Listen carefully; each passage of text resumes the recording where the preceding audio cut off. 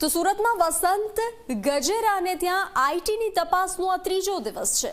જમીન ખરીદીમાં આઈટી ભરવાથી બચવા મુદ્દે તપાસ હાથ ધરાઈ.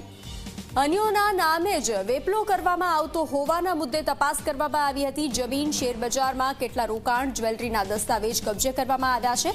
બીજા દિવસની તપાસમાં મહત્વના દસ્તાવેજો કબજે કરવામાં આવ્યા હતા. જ્યારે 32 કંપનીના ડિરેક્ટર પદે છે વસંત ગજેરા.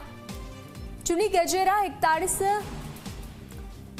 વૃષાલ 23 અને જતીન 8 કંપનીમાં ડિરેક્ટર પદે છે. તો વેવાઈની જમીનમાં પ્રોજેક્ટ માટે રોકાણ કર્યું હતું. વસંત ગજેરાએ રોકાણ કર્યું હતું. આઈટી વિભાગે ટેક્સ ચોરી અંગે 10 દિવસ અગાઉ નોટિસ આપી હતી. તો આજે આ ત્રીજો દિવસ છે આઈટીના દરોડાનો. તપાસનો આ ત્રીજો દિવસ છે. વધુ વિગતો સાથે સંવાદદાતા ચેતન જોડાઈ ચૂક્યા છે. ચેતન, વસંત ગજેરાને ત્યાં આઈટી તપાસનો આજે ત્રીજો દિવસ છે. બીજા દિવસે મહત્વના ખુલાસાઓ સામે આવ્યા હતા, મહત્વના દસ્તાવેજો મળી આવ્યા હતા. શું વધુ વિગત? જી બિલકુલથી આઈટી વિભાગ દ્વારા સુરત શહેરના 30થી વધુ જે ઠેકાણાઓ છે ત્યાં એક સાથે રેડ કરવામાં આવી હતી. આ રેડમાં 150 થી વધુ જે કર્મચારીઓ છે તે જોડાયા હતા. આજે આ રેડનો ત્રીજો દિવસ છે.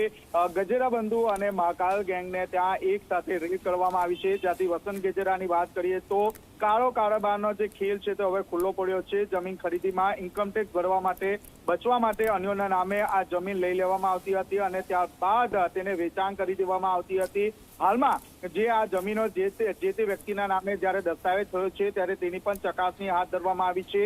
જમીન તો જ મર્યાદાનો કાયદો લાગુ નહીં પડે તે માટે જમીન અન્યોના નામે ખરીદી કરી દેવામાં આવતી હતી અને ત્યારબાદ પોતાના નામે કરી દેવાનો વેપલો જે છે તે પણ સામે આવ્યો છે. આ ઉપરાંત જમીન, શેર બજાર અને અન્ય જે રોકડ અને જ્વેલરી મોટા પાયે દસ્તાવેજો પણ કબજે કરવામાં આવ્યા છે. વસંત ગજેરાની વાત કરીએ તો ગજેરા બંધુની કુલ અત્યાર સુધી 40થી વધુ જે કંપનીઓ છે તે કંપનીઓમાં પોતે ડિરેક્ટર હોવાનું પણ સામે આવ્યું છે.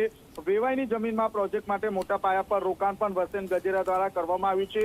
ત્યારે હાલમાં જે આઈટી વિભાગ છે તેમને સતત ત્રીજા દિવસે મહત્વના જે દસ્તાવેજો છે તે પણ કબજે કર્યા છે. હાલ દસ્તાવેજોનો સર્વે ચાલી રહ્યો છે. આગામી સમયમાં બેનામી સંપત્તિનો મોટો આંકડો આવે તેવી પૂરેપૂરી શક્યતા જોવા મળી રહી છે.